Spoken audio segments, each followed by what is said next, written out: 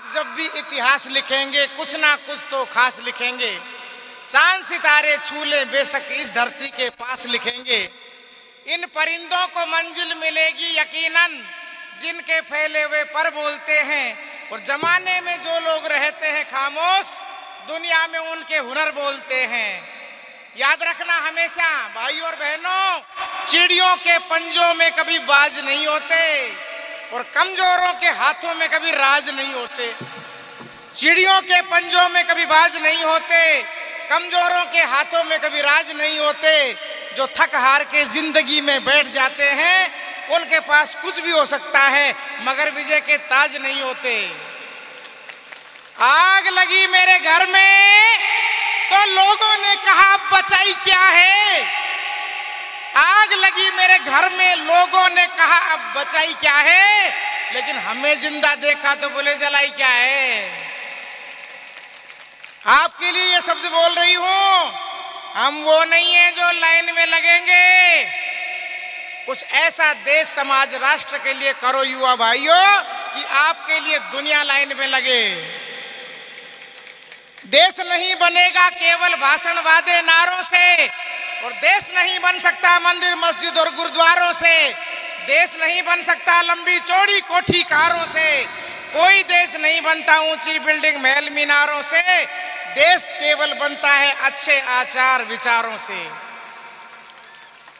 इस देश को यदि बचाना है, स्वामी दयानंद के सपनों को साकार करना है, महिलाओं को शोषण से मुक्त करना है, बेटियों को 35 टुकड़ों में ना कटे, उसका सम्मान रहे, यत्र नार्यस्तु पूज्यन्ते नारे को सफल बनाना है, यदि मानवता के भाव को जगाना है, यदि वेदों का प्रचार करना है, भारत को विश्व का गुरु बनाना है, समग्र भाईचारे की स्थापना करनी है, तो आप हम सबको मिलकर के स्वामी दयानंद के सपनों को पूर्ण करने के लिए कुछ प्रतिज्ञाएं लेनी होंगी।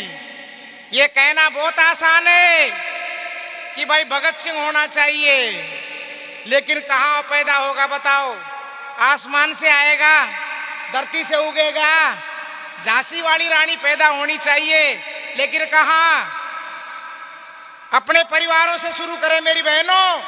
अपाला, घोषा, लोपामुद्रा, मैत्रेयी, कात्यायनी, अरुंधति, बेगम बेनजीर भुट्टो, बेगम कालिदास जिया, Chandrika Kumar Tunga, Sheikh Hasina, Bandaranaike, Margaret Thatcher, Shiny Wilson, Jyotirmoyee Sikdar, PT Usha, Santosh Yadav, Bachendri Pal, Mayawati, Rabri Devi, Sushma Swaraj, Sadhvi Ritambhara, Anand Murti Guruma, Sadhvi Pragya Singh, Sadhvi Uma Bharti आज किसी परिचय की मोहताज नहीं है। ये भी आपकी तरह से बेटी हैं, ये भी आपकी तरह से महिलाएं हैं। मेरी बहनों, घूंघट की प्रथा जो है वो कब की खत्म हो चुकी। आपने किस घूंघट काट रखी हो? मैं ठाकुर जेठ लागू के मेरा हूं तो हटा दो घूंघट है। मैं तो पहले खूब अठे आयोडी थे, माने जानो मैं थाने जाना। कोई ओ परिचय, कोई नयो परिचय को नहीं। जठासी बात छोड़ के गई थी, बैठाऊं शुरू करूं मैं जहां से मैंने बात को छोड़ा 2006 में। कहां से छोड़ा था आपको याद है ना भाई? इसी मंच पे मैं गाते गाते गई थी, और जैसी गई थी वैसी आई हूं, थोड़ी सी मोटी होके आई हूं। बाकी कई लोगों ने अफवाह उड़ा दी, पुष्पा शास्त्री मर गई।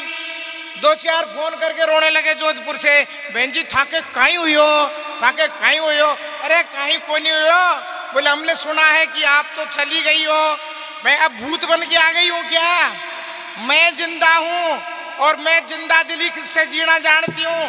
खाट में पड़ के तो मुझे मरना भी नहीं है, मुझे तो देश का काम करते करते जाना है। एक अभी आप सुन रहे थे ना, जो हमसे टकराएगा चूर चूर हो जाएगा। ओम जी मैं तो कहती हूँ जो हमसे टकराएगा ना उसका चूरा भी नहीं पाएगा, ऐसा उसका बांध देंगे इलाज। अब कार्यक्रम प्रारंभ करती हूँ। धन्यवाद।